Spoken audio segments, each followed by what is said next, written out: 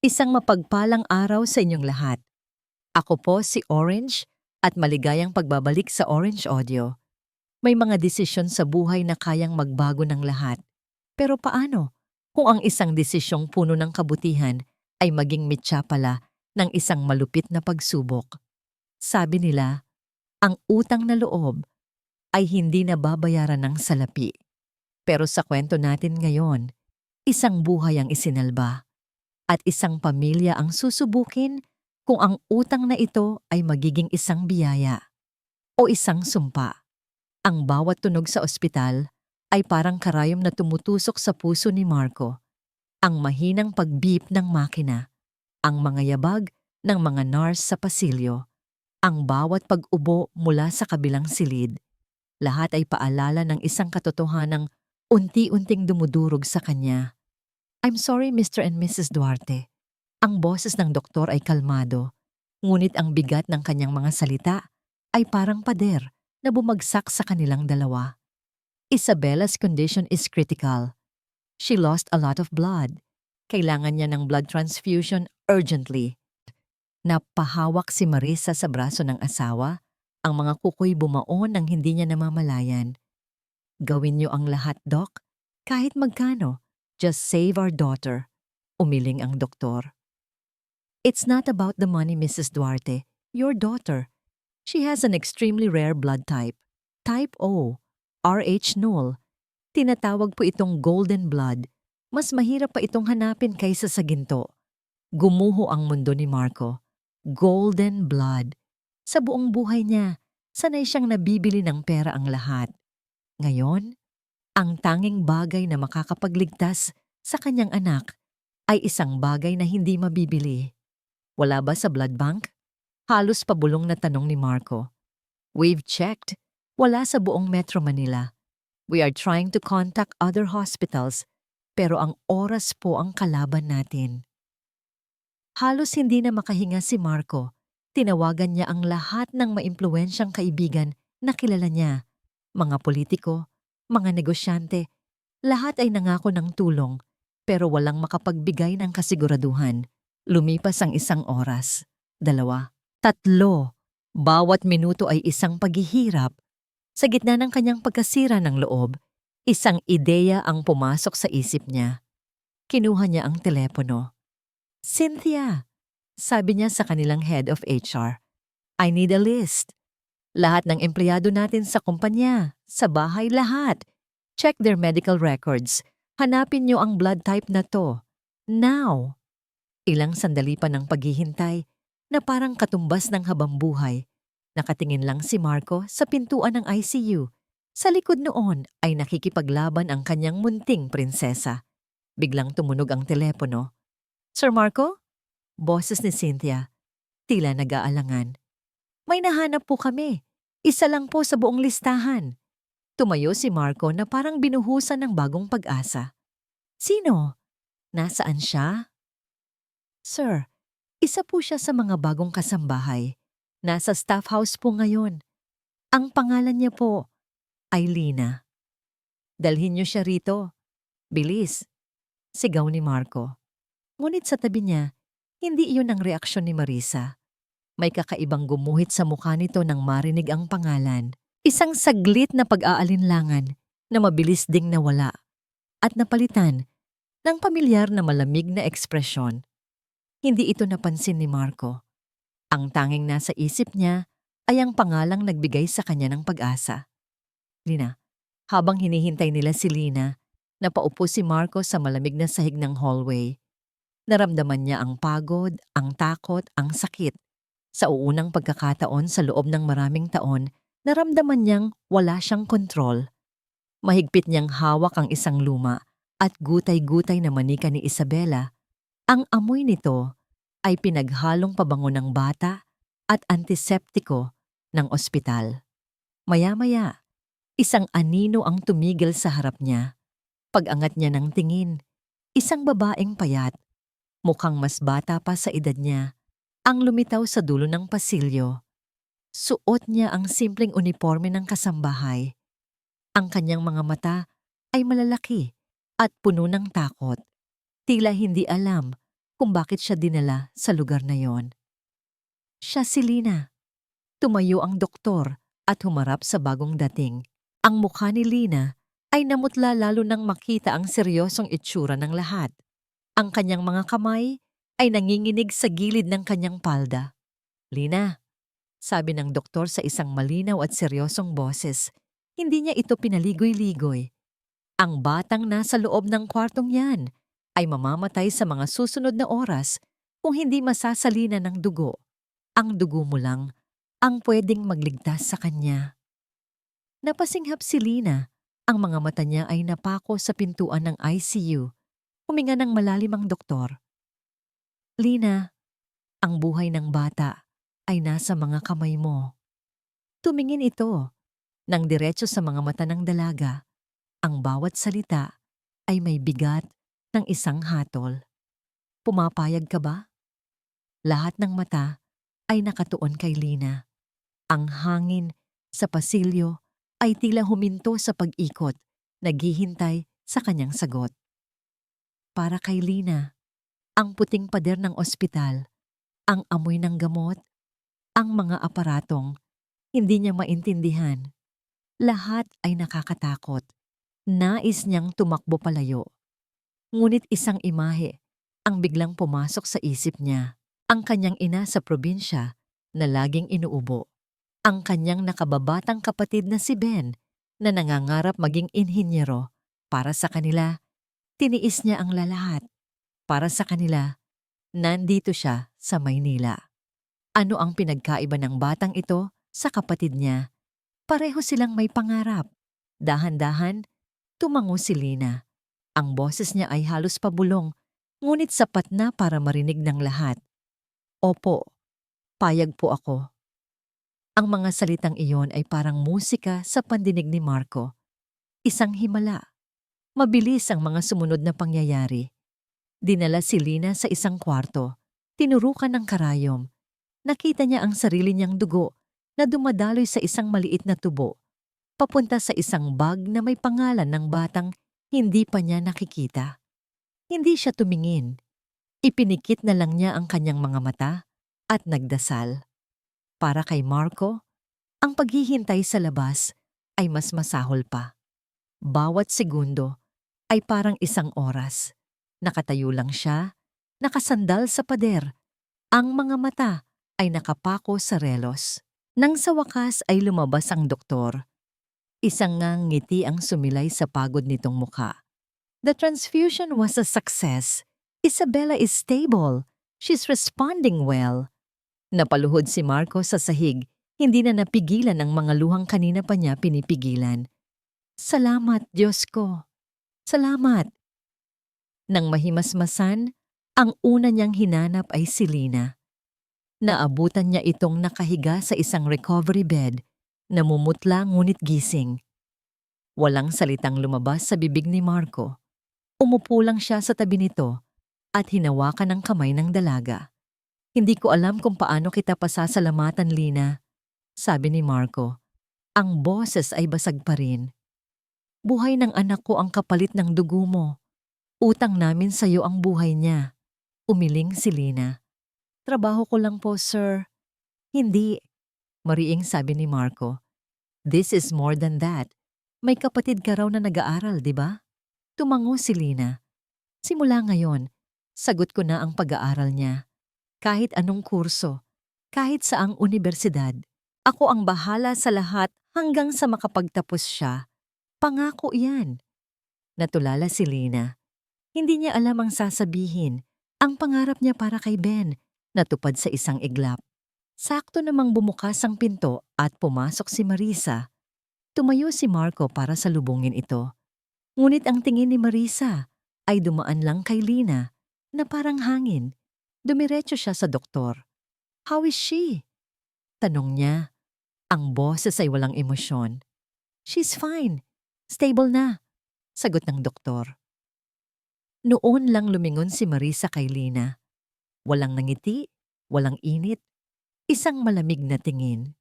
Salamat, sabi niya. Iyon lang. At muli na siyang humarap sa doktor. Naramdaman ni Marco ang panlalamig ng paligid. Ang init ng kanyang pasasalamat ay biglang napalitan ng isang hindi maipaliwanag na kaba. Nang maiwang mag-isa, dahan-dahang kinuha ni Lina ang kanyang luma at gasgas na cellphone. Tiningnan niya ang nag-iisang litrato doon, isang malabong kuhang larawan ng kanyang ina na nakangiti. Habang pinagmamasdan niya ito, isang maliit na ngiti rin ang sumilay sa kanyang mga labi. Sa labas, isang nurse ang bumulong sa kanyang kasama. Narinig ko si Ma'am Duarte kanina sa telepono. Kausap yung mayordoma nila. Sabi niya, pakisabi kay Tita Elena na pumunta rito. Nagiging komplikado ang lahat. Nang makalabas ng ospital si Lina, sinamahan siya ni Marco papunta sa sasakyan. Magpahinga ka na muna, Lina. Huwag ka munang magtrabaho ng ilang araw.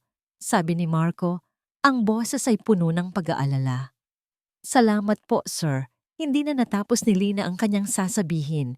Isang itim at makintab na Mercedes-Benz ang huminto sa kanilang harapan. Bumukas ang pinto sa likod.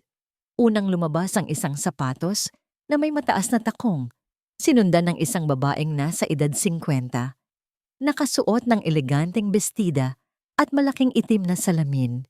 Tumayo ito at tiningnan si Lina mula ulo hanggang paa. Ang tingin nito ay matalim, mapanuri, na parang sinusuri nito ang isang bagay na marumi. Ito si Tita Elena. Ang hapagkainan ng mga Duarte ay laging perpekto. Mamahaling kubyertos, mga pinggang porselana at pagkain na tila hinango mula sa isang magasin. Ngunit ng gabing iyon, may bigat sa hangin na hindi kayang itago ng karangyaan. Si Tita Elena, na nagpa siyang manuluyan ng ilang araw, ang sentro ng bigat na yon. Kamusta na pala ang apo ko? Bungad niya, habang eleganteng pinuputol ang kanyang steak. I heard what happened. Nakakatakot. Buti na lang at may nahanap kayong donor. It was a miracle, tita, sagot ni Marco. Isang ngiti ng pasasalamat ang gumuhit sa kanyang mukha. And Lina, she was our angel. Ngumiti si Tita Elena, isang ngiting hindi umabot sa kanyang mga mata. Oo naman, ang bait ng Diyos. Naalala ko tuloy yung pinsan kong si Beatrice. Ganyan din. May isang driver na nagligtas sa kanya sa hold-up. Sobra ang pasasalamat niya. Humigop siya ng alak. Binigyan niya ng bahay. Pinag-aral ang mga anak. Pero alam mo kung anong nangyari. Tumingin siya kay Marisa. Naging abusado ang pamilya. Feeling nila, may karapatan na sila sa lahat ng yaman ni Beatrice. Demanda dito, reklamo doon. Mabuti ang may utang na loob. Pero mahirap kapag yan na ang hawak sa'yo. Napatigil sa pagsubo si Marisa. Elena, iba naman to. Sabat ni Marco. May bahid ng inis sa kanyang boses. Lina saved our daughter's life. Simple lang siyang babae, she's not like that. I'm sure she is. Malumanay na sagot ni Tita Elena. Pero sa panahon ngayon, mahirap nang makasiguro. Minsan, ang mga mukhang anghel pa ang may pinakamatatalim na kuko. Ang utang na loob, Marco, ang pinakamabisang tanikala. Hindi na umimik si Marco, ngunit bakas sa mukha niya ang hindi pagsang-ayon. Si Marisa naman ay tahimik na humigop ng sabaw. Ang mga mata ay nakatutok sa kanyang plato. Ang dating pasasalamat sa kanyang puso ay unti-unting dinadaluyan ng isang malamig na agos ng pagdududa. Matapos ang hapunan, iniwan ni Marco ang dalawa para sagutin ang isang tawag mula sa opisina. Lumapit si Tita Elena kay Marisa at marahang hinawakan ang kamay nito. Ang kanyang mga daliri ay malamig. Mag-ingat ka, Hija, bulong niya. Ang boses ay puno ng isang mapagkunwaring pag-aalala. Hindi lahat ng nagbibigay ay walang hinihintay na kapalit. Kinagabihan, hindi mapakali si Marisa. Ang mga salita ng kanyang Tita Elena ay paulit-ulit na tumatakbo sa isip niya. Habang naglalakad sa pasilyo para kumuha ng tubig, napadaan siya sa silid ng mga katulong. Bahagyang nakaawang ang pinto ng kwarto ni Lina. May naririnig siyang boses mula sa loob. Mahina, garalgal, at puno ng emosyon. Nagsasalita si Lina sa telepono sa isang dialektong hindi maintindihan ni Marisa. Ngunit ang tono ng boses nito ay malinaw. Isang desperadong pakiusap. Itinapat ni Marisa ang kanyang tainga sa siwang ng pinto. Wala siyang maintindihan sa mga salita, maliban sa isa. Isang salitang paulit-ulit na binanggit ni Lina sa gitna ng kanyang mga hikbi. Isang salitang Tagalog na tumatak sa isip ni Marisa na parang isang mainit na bakal. Pera. At muli, kailangan na kailangan namin ng pera. Napaatras si Marisa mula sa pinto. Ang puso niya ay biglang bumilis.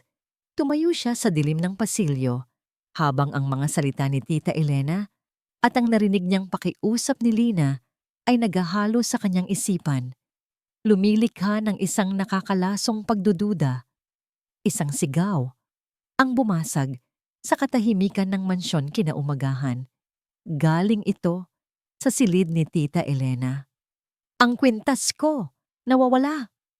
Nagmamadaling pumanhik si Marisa at ang mayordoma, si Aling Tess. Naabutan nilang nakatayo si Tita Elena sa gitna ng kanyang silid. Ang mga kamay ay nasa magkabilang sentido, tila nasa gitna ng isang trahedya. Ang kanyang mga gamit sa aparador ay nakabukas at nagkalat. Tita, anong nangyari? Tanong ni Marisa, puno ng pag-aalala. Ang pearl necklace ko, Hija. Yung pamana pa sa akin ng lola mo. Hindi ko makita. Sagot ni Tita Elena, ang boses ay nanginginig. Kagabi lang, inilagay ko lang dyan, sa ibabaw ng drawer bago ako matulog. Humarap siya kay Aling Tess.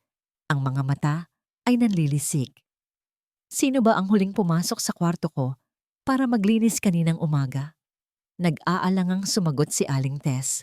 Tumingin muna siya kay Marisa bago sumagot. Si Lina po, senyora. Isang nakakabinging katahimikan ang bumalot sa silid. Hindi direktang nagsalita si Tita Elena, ngunit ang kanyang tingin ay sapat na. Tumingin si Marisa kay Aling Tess. Patawagin mo si Lina. Ngayon din. Ilang sandali pa, pumasok si Lina sa silid.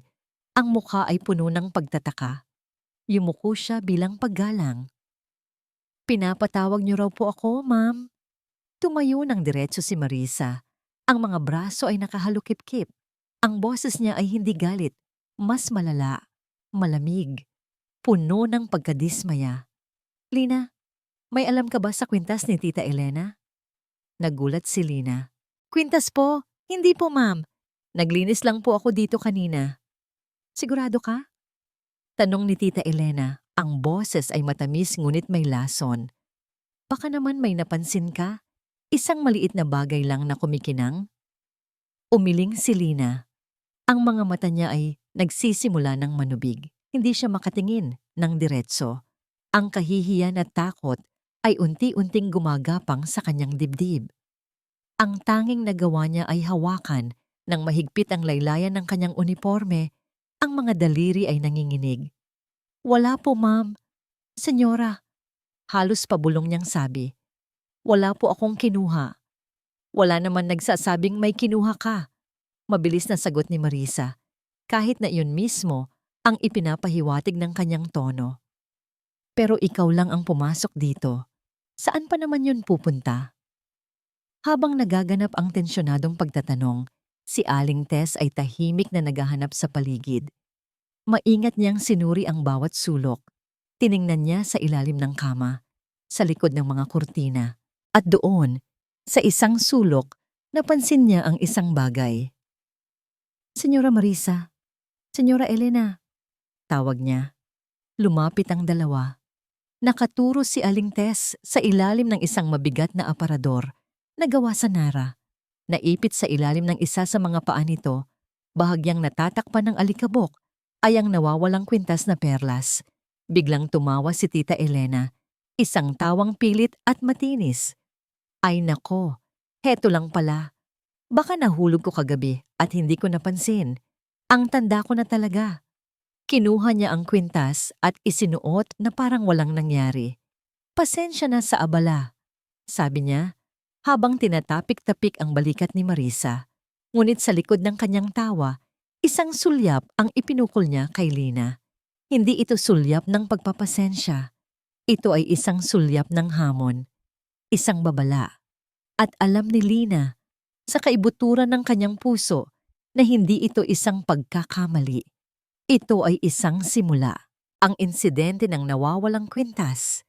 Kahit na natapos sa isang pilit na tawanan, ay nag-iwan ng isang malamig na ulap sa loob ng mansyon. Si Lina ay gumagalaw na parang may aninong laging nakabuntot. Bawat galaw niya ay maingat, bawat salita ay pinag-isipan, natakot na baka may magawa na naman siyang mali. At napapansin ito ni Marco. Hindi siya naniniwala na simple lang itong pagkakamali. May pakiramdam siyang may mali sa nangyari, na masyadong perpekto ang pagkakatagpo sa kwintas. Dahil dito, mas naging mapagmatsyag siya. Nakikita niya ang mga pasimpleng pag-irap ni Tita Elena tuwing dumadaan si Lina. Naririnig niya ang mga utos ni Marisa na tila laging may kasamang diin at paghamak. Isang hapon, habang papasok si Marco sa kanyang study, narinig niya ang boses ni Tita Elena mula sa terrace, may kausap sa telepono. Ang boses nito ay mahina, parang bumubulong, para walang ibang makarinig. Ngunit para kay Marco, na tumigil sa likod ng pinto, ang mga salita ay kasing linaw ng kristal. Oo, amiga, galing probinsya, alam mo na. Mukhang maamo, pero hindi natin alam ang tunay na kulay. Para siyang isang ahas na dahan-dahang pumupulupot sa pamilya. Kailangang mag-ingat ni Marisa. Mahirap na. Baka isang araw siya na ang reyna dito sa pamamahay na to. Isang tawang mapakla ang sumunod. Hindi na hinintay ni Marco na matapos ang usapan. Isang galit na hindi niya inaasahan ang umakyat sa kanyang dibdib. Pumasok siya sa loob ng bahay at hinanap si Marisa. Naabutan niya itong nag-aayos ng bulaklak sa isang florera. Marisa, we need to talk, sabi niya. Sinisikap na pakalmahin ang sarili. What is it, Marco? Stressed ka na naman ba sa opisina? Sagot nito. Hindi man lang siya tinitingnan. It's about your Tita Elena. Narinig ko siya. Pinagchitsismisan niya si Lina sa telepono. Sa wakas ay humarap si Marisa. Oh, that! Ano ka ba, Marco? Ganun lang talaga si Tita. She's just being protective of our family. Umiling si Marco. Hindi makapaniwala sa narinig. Protective? Marisa? The woman she's talking about saved Isabella's life. Utang natin ang buhay ng anak natin sa kanya. Where is the gratitude? Biglang nag-iba ang timpla ng mukha ni Marisa. Binitiwan niya ang mga bulaklak at humarap ng buo kay Marco. Ang mga mata ay nag-aapoy. Gratitude? Ibinigay na natin, di ba? You promised to pay for her brother's college education. That's a lifetime commitment, Marco. Isn't that enough? Huwag ka ngang masyadong sentimental. Be practical. Practical? Nagtatakang tanong ni Marco. Anong masama sa pagiging mabuti sa kanya? Ang masama, giit ni Marisa, ay baka isipin niyang may karapatan siya. Marco, the company is struggling. Alam mo yan. We can't afford to just throw money and favors around. Kailangan nating maging maingat. Natahimik si Marco. Hindi dahil sumasang-ayon siya, kundi dahil napagtanto niyang wala siyang mapapala. Para kay Marisa, ang lahat ay transaksyon. Bayad na ang utang. Tapos na ang usapan. Umalis si Marco na may mabigat na dibdib. Dumiretso siya sa kwarto ni Isabela. Ang kanyang anak ay mahimbing na natutulog. Ang dibdib ay marahang tumataas baba. Malusog. Buhay. Isang himalang hindi mangyayari kung hindi dahil kay Lina. Tumingin siya sa bintana ng kwarto. Sa hardin sa ibaba, nakita niya si Lina, mag-isang nagdidilig ng mga halaman sa ilalim ng init ng araw. Tahimik. Walang imik. Napabuntong hininga si Marco. Isang malalim na buntong hiningang puno ng pagkalito at pagkadismaya. Kinagabihan, habang naghahanda ng hapunan si Lina sa kusina, biglang nag-ring ang kanyang cellphone. Isang pamilyar na tunog na biglang nagdulot ng kaba sa kanyang dibdib. Ang kapatid niyang si Ben ang tumatawag. Ate, umiiyak ang boses sa kabilang linya. Si nanay, sinugod sa ospital. Lumalala ang ubo niya. Kailangan daw ng mga gamot agad. Nanlamig ang buong katawan ni Lina. Ang sahod niya ay sa susunod na linggo pa. Ang perang naipon niya ay naipadala na niya noong nakaraan. Wala siyang ibang mahihinga ng tulong. Sa gitna ng kanyang pagpapanik, naglakas loob siya. Pinuntahan niya si Marisa na nagbabasa sa sala. Nanginginig ang kanyang mga kamay. Ang boses ay halos hindi lumabas. Ma'am Marisa, pasensya na po sa abala. Panimula niya. Pwede po sanang humingi ng tulong kahit po advance na lang sa sahod ko. Yung nanay ko po kasi, hindi man lang nag-angat ng tingin si Marisa mula sa librong binabasa. Ang kanyang boses ay kasing lamig ng yelo. Wala tayong ganyang patakaran dito. Natigilan si Lina. Ang mga salita ay parang sampal. Pero ma'am, emergency po. I said no. Putol ni Marisa. Sa wakas ay nag-angat ng tingin. Ang mga mata nito ay walang bakas ng anumang awa. Kung may problema ka sa pamilya mo, responsibilidad mo yan. Hindi responsibilidad ng pamilya namin. Parang may bumuhos na isang baldeng nagyayelong tubig sa buong pagkatao ni Lina. Nanigas siya sa kanyang kinatatayuan habang ang mga salita ni Marisa ay umalingaw-ngaw sa kanyang isipan. Responsibilidad mo yan. Hindi responsibilidad ng pamilya namin. Walang salitang lumabas sa bibig ni Lina. Tumalikod na lang siya. Ang bawat hakbang palayo sa sala ay parang may bigat na 1 tonelada. Nagtago siya sa isang sulok ng hardin kung saan walang makakakita sa kanya at doon ibinuhos ang lahat ng kanyang luha. Ang pakiramdam ng pagiging walang silbi, ng pagiging walang magawa, ay parang lason na unti-unting kumakalat sa kanyang dibdib. Paano na ang nanay niya? Habang siya'y umiiyak, hindi niya namalayan ang pagdating ni Marco. Katatapos lang nitong kausapin ang isang kliyente at lumabas siya para magpahangin. Dala pa rin ang inis sa naging pag-uusap nila ni Marisa kanina. At doon, sa ilalim ng isang puno ng mangga, nakita niya si Lina. Nakayuko, ang mga balikat ay nanginginig. Sa bawat paghikbi, dahan-dahan siyang lumapit. Lina? Nag-angat ng mukha si Lina. Gulat na gulat. Mabilis niyang pinunasan ang kanyang mga luha. Sir Marco, pasensya na po. Anong nangyari? Bakit ka umiiyak? Tanong ni Marco. Ang boses ay malumanay. Umiling lang si Lina, nahihiyang magsalita. Ayaw na niyang gumawa pa ng gulo. Ngunit nakita ni Marco ang desperasyon sa mga mata nito. Lina, tell me. Pilit niya. May kinalaman ba to sa pamilya mo? Sa tanong na yon, bumigay na si Lina. Humahagulgol niyang ikinuwento ang tawag ng kanyang kapatid, ang kalagayan ng kanilang ina, at ang kagyat na pangangailangan nila ng pera para sa gamot. Hindi na naghintay pa si Marco ng ibang paliwanag. Agad niyang dinukot ang kanyang wallet. Kinuha niya ang lahat ng laman nitong cash, isang makapal na bugkos ng mga papel na 1,000 at iniabot kay Lina. Sir, hindi po, nakakahiya.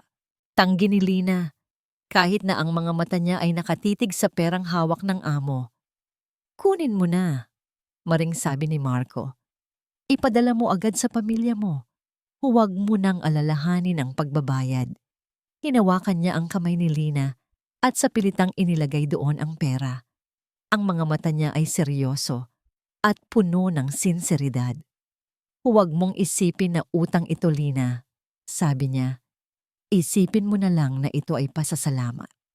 Sa ikalawang palapag ng mansyon, mula sa bintana ng kanyang silid, may isang pares ng matang-matamang nagmamasid. Nakatayo si Tita Elena, may hawak na tasa ng tsa, habang pinapanood ang bawat eksena sa hardin sa ibaba. Hindi niya naririnig ang usapan. Hindi niya nakikita ang mga luha ni Lina. Ang tanging nakikita niya ay isang amo at isang katulong. Sa isang tagong bahagi ng hardin at isang makapal na pligo ng pera na naglilipat ng kamay. Isang maliit, mapanlason na ngiti ang sumilay sa kanyang mga labi. Dahan-dahan niyang ibinaba ang tasa ng tsa at kinuha ang kanyang cellphone. Kinagabihan, kinatok ni Tita Elena si Marisa sa silid nito. Naabutan niya itong nakahiga, nagbabasa ng libro, ngunit halatang wala roon ang isip. Ija, ayoko sanang manggulo pa ng isip mo. Panimula ni Tita Elena sa isang boses na puno ng pagkukunwari. Pero may kailangan kang makita. Iniabot niya ang kanyang cellphone. Sa screen, isang litratong medyo malabo at kuha mula sa malayo.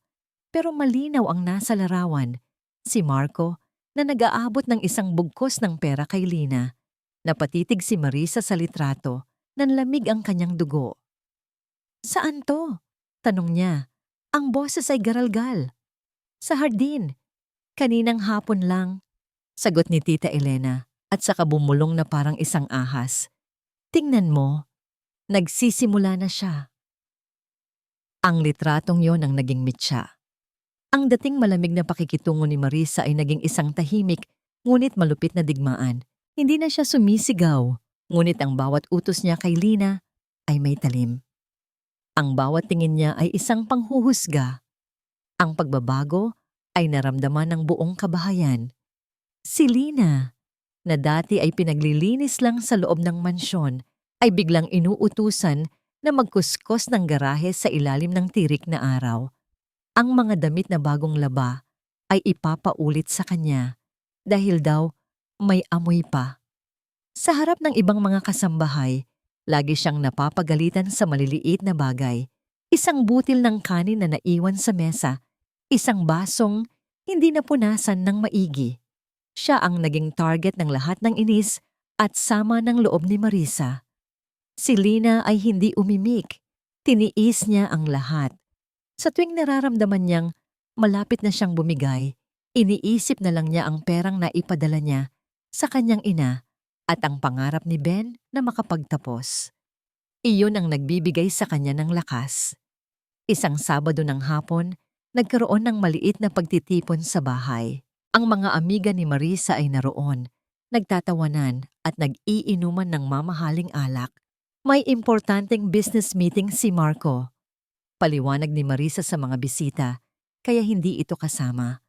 Habang naghahain si Lina ng pulutan, dala-dala ang isang bandehado, lumapit siya sa grupo.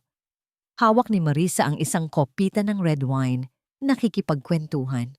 Sa paglapit ni Lina, biglang ikinilos ni Marisa ang kanyang kamay, isang bahagyang galaw na halos hindi mapapansin, at ang laman ng kopita ay tumapon, bumuhos sa puting-puti at mamahaling bestida ni Marisa.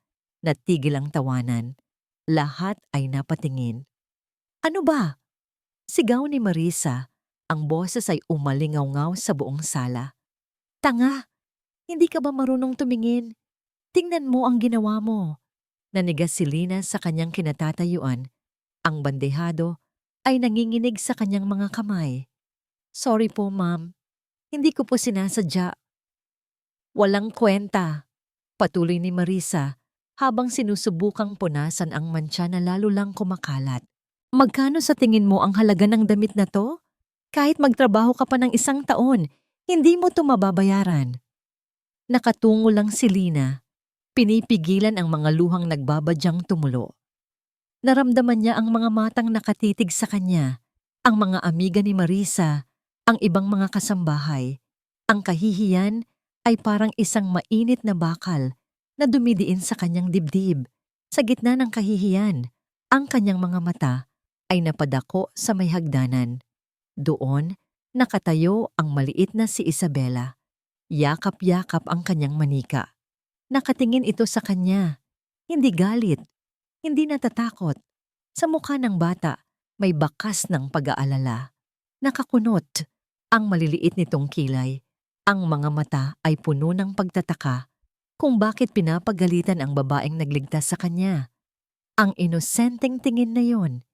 Iyon ang nagbigay lakas kay Lina para lunukin ang kanyang mga luha. Natapos ang party sa isang alanganing paalam. Naiwan si Lina para mag-isang magligpit ng lahat ng kalat. Habang isa-isa niyang inaayos ang mga baso sa isang tray, Naramdaman niya ang pag-vibrate ng kanyang cellphone sa bulsa. Kinuha niya ito. Si Ben ang tumatawag. Ben, napatawag ka? Sabi niya. Sinisikap pasiglahin ang boses. Ngunit ang narinig niya sa kabilang linya ay isang hagulgol. Ate, kinabahan si Lina. Ben, anong nangyari? Si nanay? Isang sandali ng katahimikan na sinundan ng mga salitang dumurog sa mundo ni Lina. Ate, si nanay. Humihikbing sabi ni Ben. Wala na si nanay. Nabitiwan ni Lina ang hawak na tray. Ang tunog ng nababasag na mga babasagin ay umalingaw-ngaw sa tahimik na sala. Ngunit hindi niya iyon narinig. Ang tanging naririnig niya ay ang tibok ng sarili niyang puso na tila huminto. Kasabay ng pagbagsak ng mga baso, nahulog ang cellphone mula sa kanyang nanginginig na kamay. Lumagapak ito sa sahig na gawa sa marmol. Ang screen ay nagkalamat at nagkapira-piraso. Nakatayo lang siya roon, hindi gumagalaw. Basag ang mga bubog sa kanyang paanan. Basag ang screen ng kanyang telepono. Basag ang kanyang puso.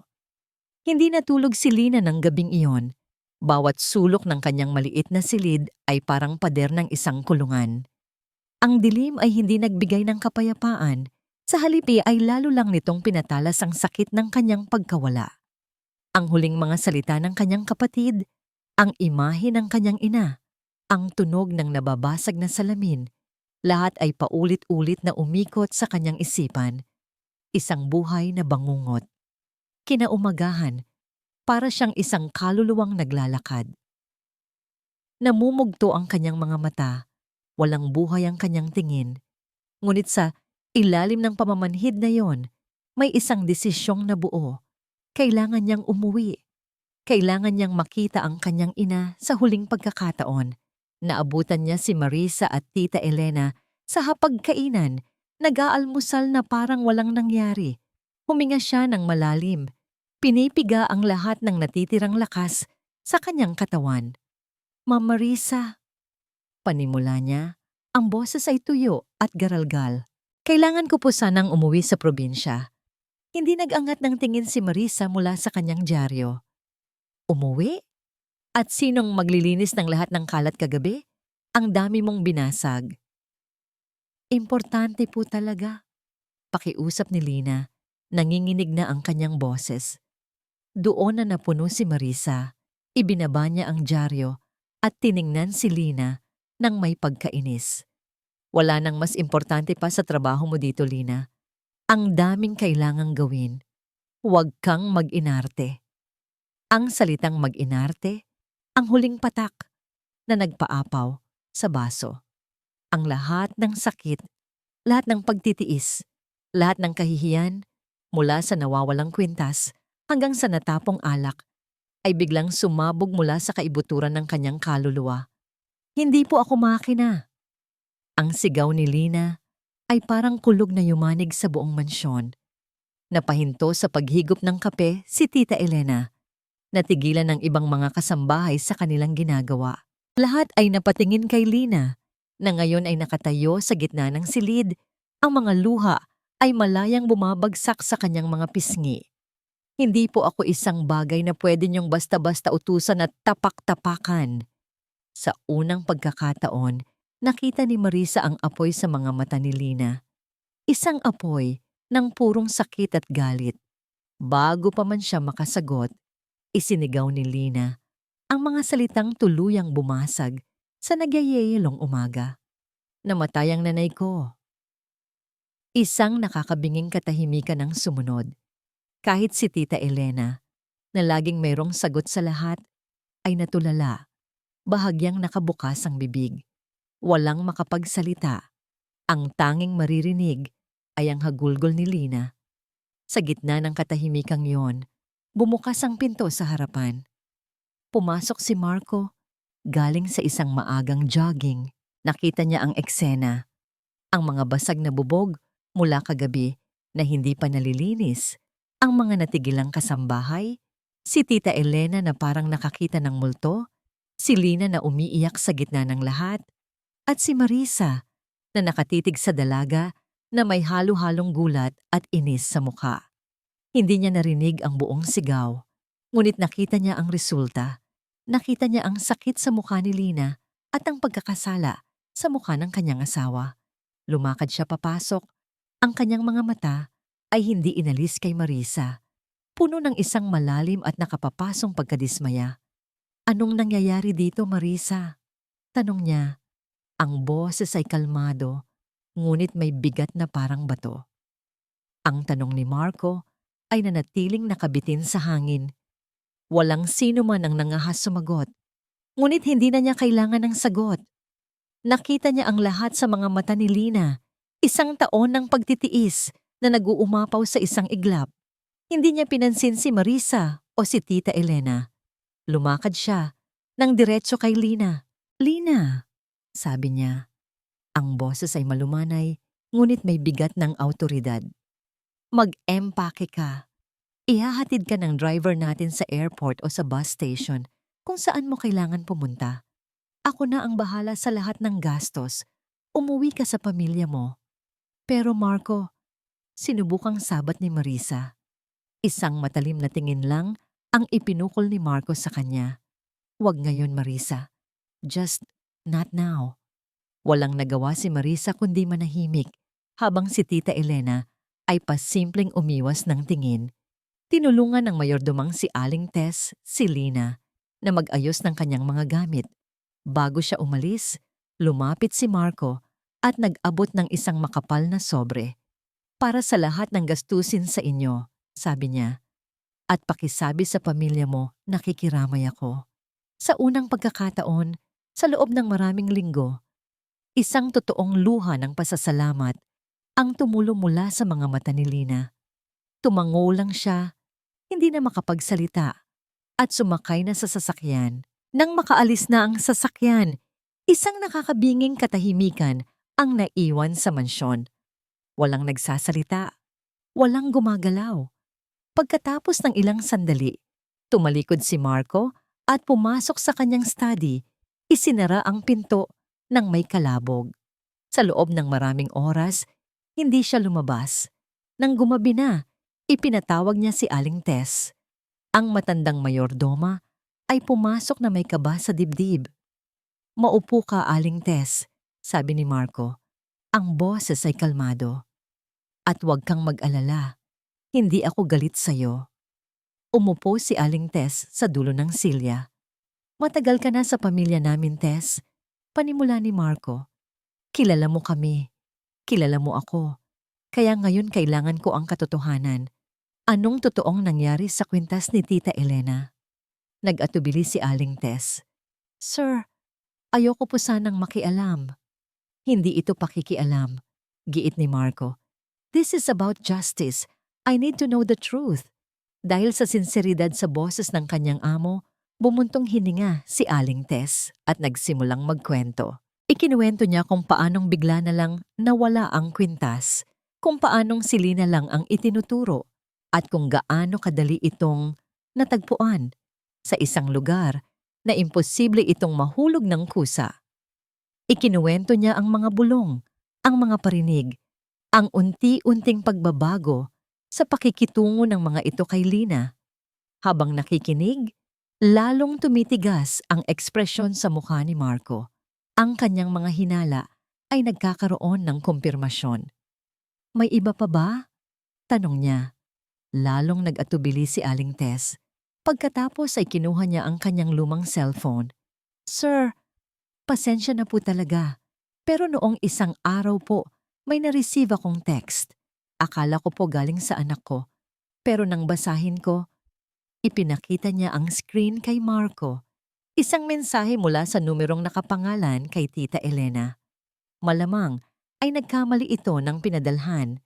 Ang nakasulat, malapit na siyang umalis, konting tiis na lang. Isang malamig na galit ang gumapang sa ugat ni Marco. Ito na, isang patunay na may plano, isang sabuatan. Ngunit alam niyang hindi ito sapat. Ang isang text ay madaling itanggi. Kailangan niya ng isang bagay na hindi matatawaran. "Salamat, Tess," sabi niya sa mayordoma. "I will handle this. At huwag kang mag-alala. Hindi ka madadamay dito." Nang makalabas si Aling Tess, binuksan ni Marco ang kanyang laptop at nag-order online. Isang maliit na device, hindi mas malaki sa isang barya. Isang high-definition security camera na may audio recording. Kinabukasan habang wala sina Marisa at Tita Elena sa bahay, personal niyang ikinabit ito. Itinago niya ito sa isang bookshelf sa sala, sa likod ng isang porselanang palamuti. May perpektong anggulo ito sa buong silid, hindi kapansin-pansin, ngunit nakikita ang lahat. Pagkatapos, kinuha niya ang kanyang telepono at tinawagan ang kanyang sekretarya. "Cynthia, book a flight for me to Davao, 2 days from now," sabi niya. "And make sure na maririnig ng lahat dyan, sa office, lalo na ng assistant ni Tita Elena, na may urgent business meeting ako doon. Make it sound convincing. Ang bitag ay handa na. Ang kailangan na lang niyang gawin ay maghintay." Araw ng flight ni Marco. Nagmamadali siyang nag-aayos ng kanyang gamit sa isang maliit na maleta. Si Marisa at Tita Elena ay nasa sala, nagkakape. "Marisa, I have to go. Biglaan tong meeting sa Davao. Napaka-importante," sabi ni Marco. Sinisiguradong maririnig siya ni Tita Elena. "I might be gone for a day or two." "Mag-ingat ka," sagot ni Marisa. Ang boses ay walang sigla. Habang kinukuha ni Marco ang kanyang coat, tumunog ang kanyang telepono. Yes, I'm on my way," sabi niya sa kausap, habang ang wallet niya ay ipinatong niya sa ibabaw ng center table sa sala. Isang makapal na leather wallet, bahagyang nakabukas, kitang-kita ang laman ng mga asul na papel. "Sige, I'll call you when I land," sabi niya, at saka ibinaba ang tawag. Hinalikan niya si Marisa sa pisngi, tumango kay Tita Elena, at kinuha ang kanyang briefcase. Pagdating niya sa may pintuan, bigla siyang huminto. "Teka," sabi niya, "naiwan ko yata yung charger ko sa study." Bumalik siya papasok, ngunit sa halip na dumiretso sa study, ang kanyang mga mata ay pasimpleng lumingon sa bookshelf.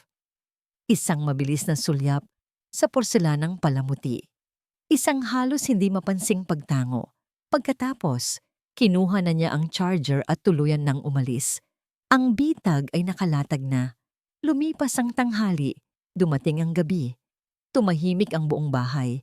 Isa-isang pumasok sa kani-kanilang silid, sina Marisa at Tita Elena. Ang mga ilaw sa sala ay pinatay na. Tanging ang sinag lang ng buwan mula sa bintana ang nagbibigay ng kaunting liwanag.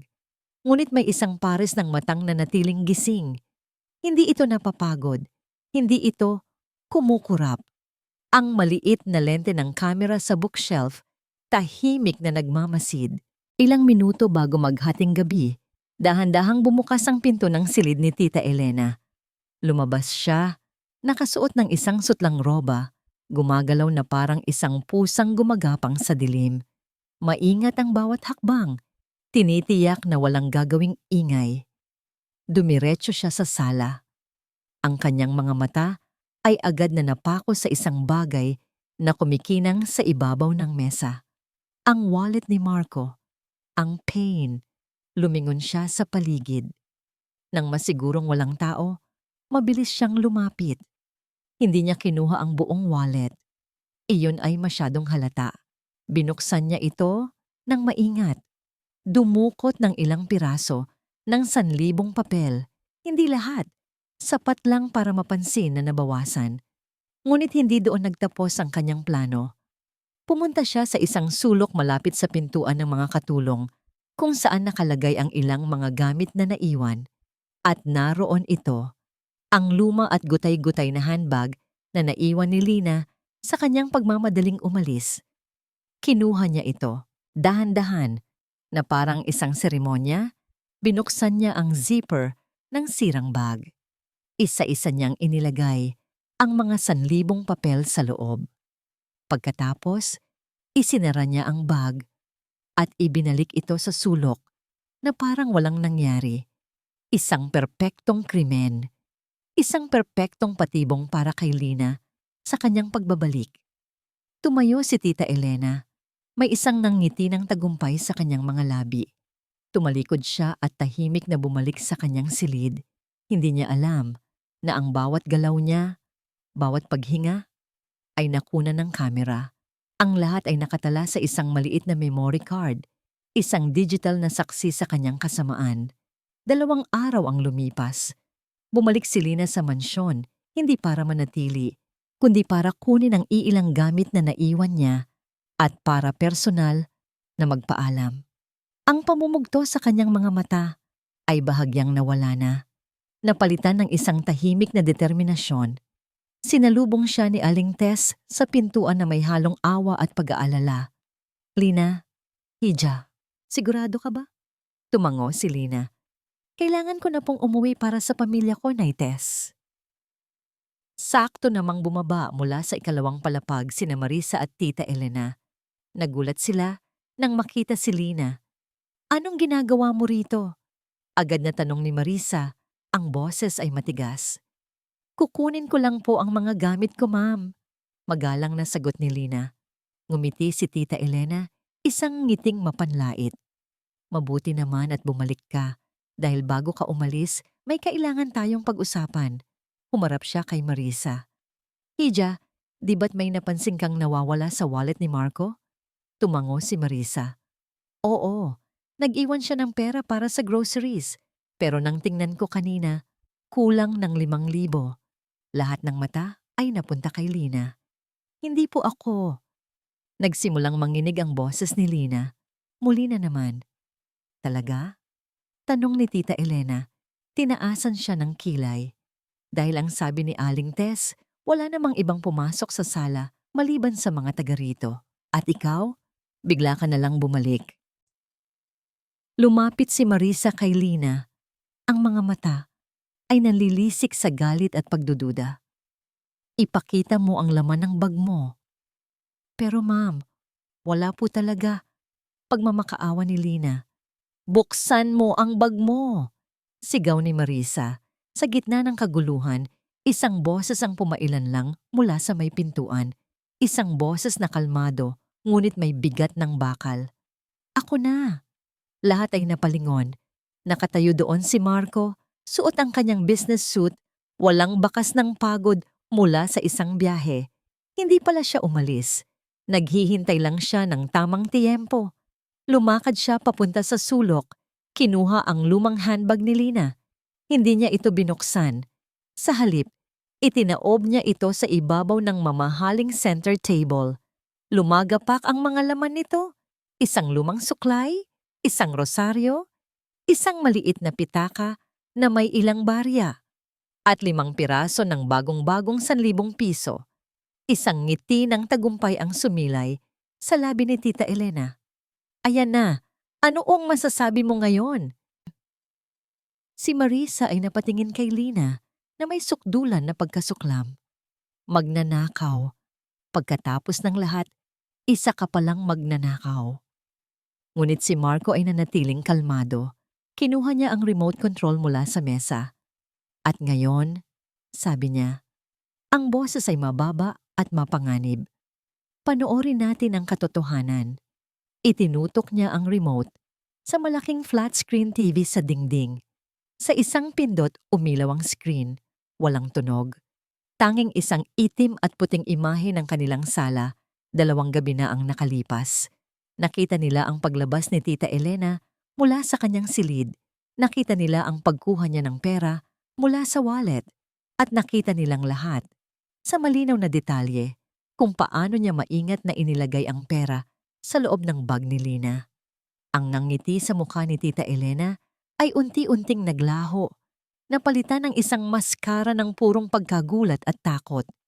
Ang kanyang mukha ay namutla na parang papel. Si Marisa ay napako sa kanyang kinatatayuan.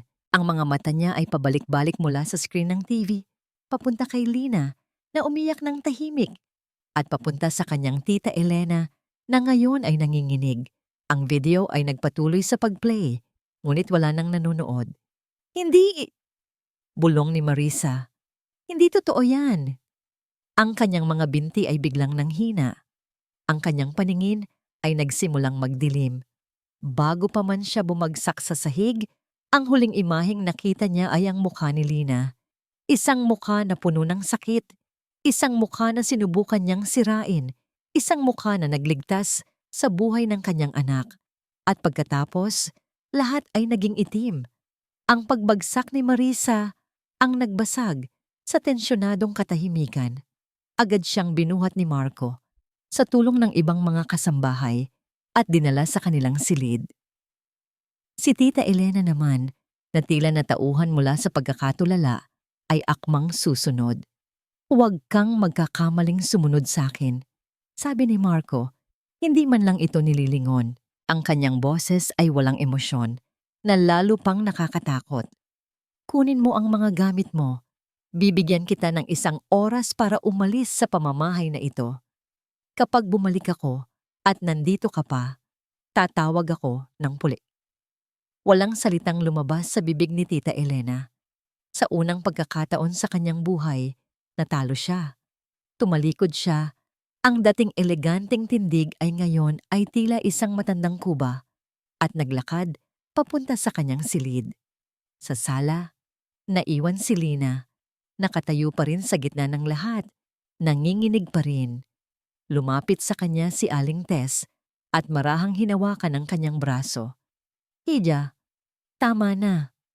Umiling si Lina.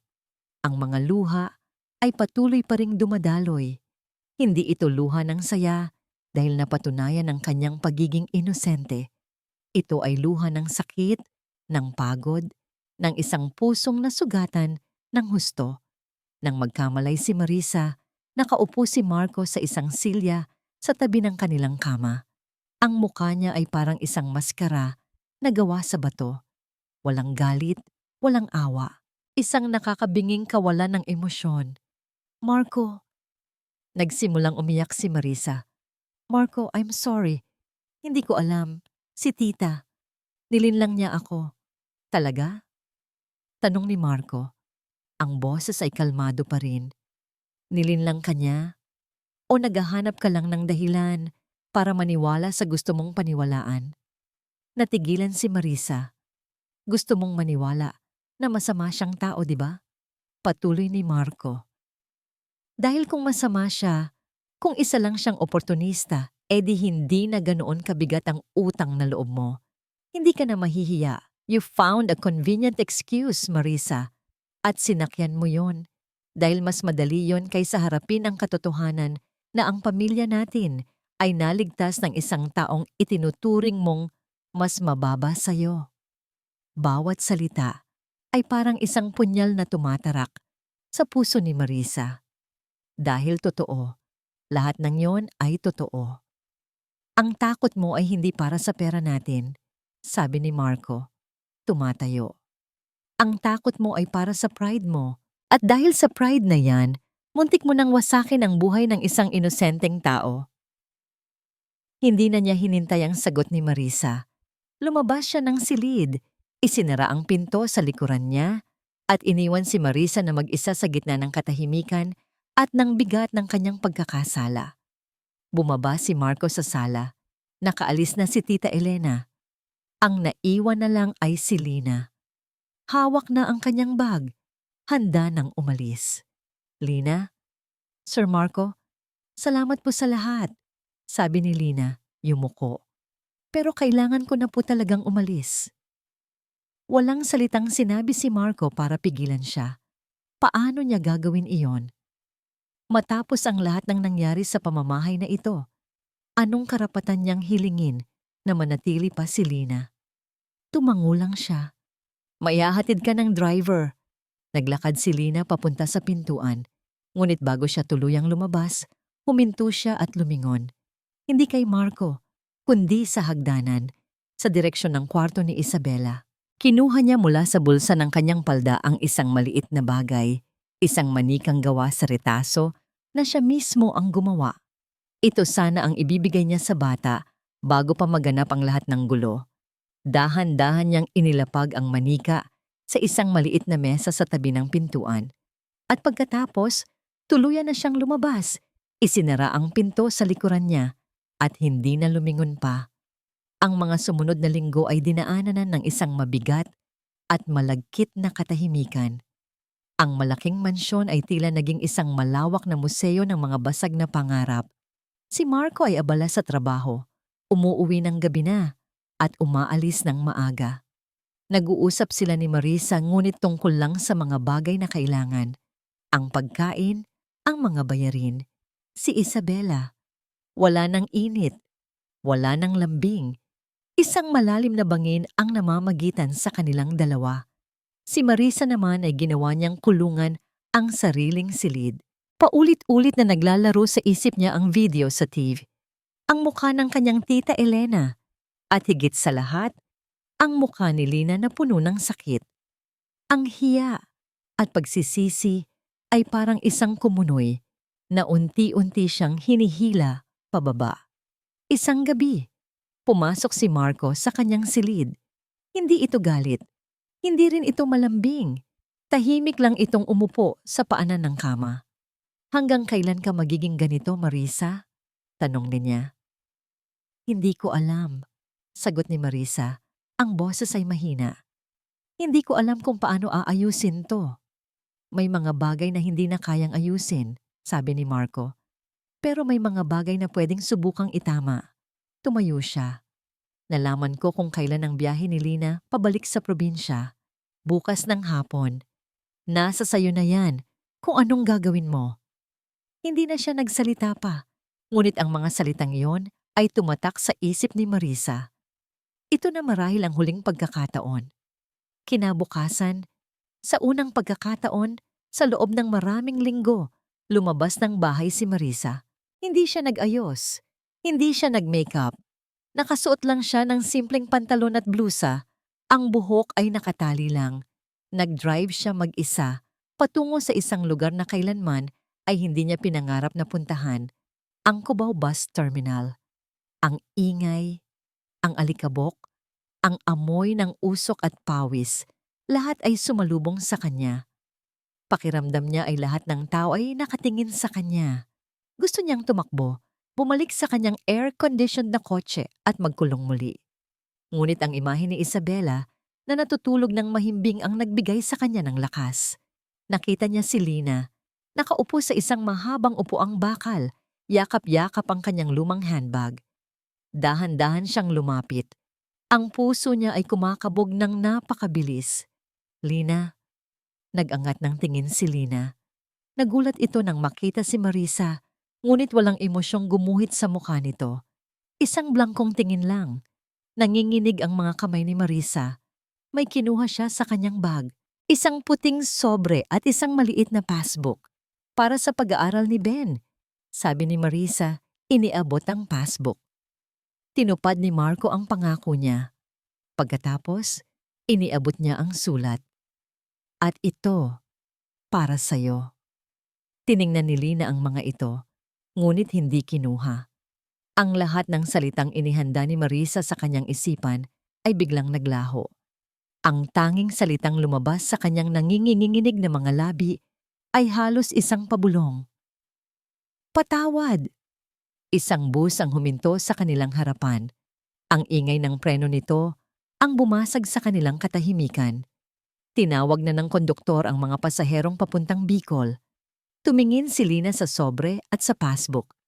Pagkatapos ay tumingin siya kay Marisa. Walang galit, walang awa, walang kahit ano. Dahan-dahan kinuha niya ang mga ito mula sa kamay ni Marisa. Hindi siya nagsalita. Tumayo siya at nagsimulang maglakad papunta sa bus. Sumakay siya, hindi na lumingon pa. Naiwan siyang mag-isa, yakap-yakap ang sarili sa gitna ng magulong terminal. Habang hawak ni Lina, sa kanyang pag-alis ang isang sulat na hindi pa nababasa at isang patawad na hindi pa naibibigay. Lumipas ang 6 na buwan. Ang buhay sa mansyon ng mga Duarte ay dahan-dahang bumabalik sa dati, ngunit may malaking pagbabago. Ang katahimikan ay nanatili, ngunit hindi na ito mabigat. Nag-uusap na muli sina Marco at Marisa, hindi na lang tungkol sa mga gawain, kundi pati na rin sa mga pangarap ni Isabela. Ang kanilang mga mata ay nagtagpo na muli, may bahid ng pag-unawa. Si Marco, na dating laging abala, ay ngayon ay mas madalas nang makita sa bahay kasama ang kanyang anak. Natuto siyang magpahalaga sa mga simpleng bagay, sa mga tawanan ni Isabela. Ang pagiging malapit sa kamatayan ng kanyang anak ay nagpabago sa pananaw niya sa buhay. Si Marisa naman, dahan-dahang lumalabas sa anino ng kanyang pagkakasala. Hindi na siya ang dating Marisa na laging nakasimangot at mapagmataas. Ang kanyang tindig ay mas malumanay na. Kung minsan, mahuhuli mo siyang nakaupo lang sa hardin, nakatingin sa malayo. Tila nag-iisip ng malalim. Ang pagbabago ay hindi mabilis. Ngunit ito ay totoo. Isang araw, tumawag si Ben, ang kapatid ni Lina. Maligayang balita ang dala niya. Nakapasa siya sa entrance exam at nakapasok sa isang magandang unibersidad sa Maynila. Kinukuha ang kursong inhinyero. Tuwing buwan, bukod sa tuition, may natatanggap din siyang allowance mula sa isang hindi nagpapakilalang donor. Sino kaya yun, ate? Tanong ni Ben habang kausap si Lina sa telepono. Ngumiti si Lina. Ang mahalaga, Ben, nakapag-aaral ka na. Kaya pagbutihin mo. Matapos ang tawag, inilabas ni Lina ang puting sobre na ibinigay ni Marisa sa kanya. Matagal niya itong hindi binuksan. Tila natatakot sa kung anong mababasa niya.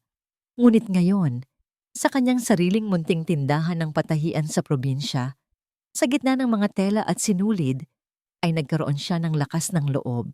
Binuksan niya ang sulat. Hindi ito isang mahabang liham. Hindi ito nagpapaliwanag. Hindi ito humihingi ng pabor. Lina, nakasulat doon. Hindi ko alam kung paano ka hihingi ng tawad.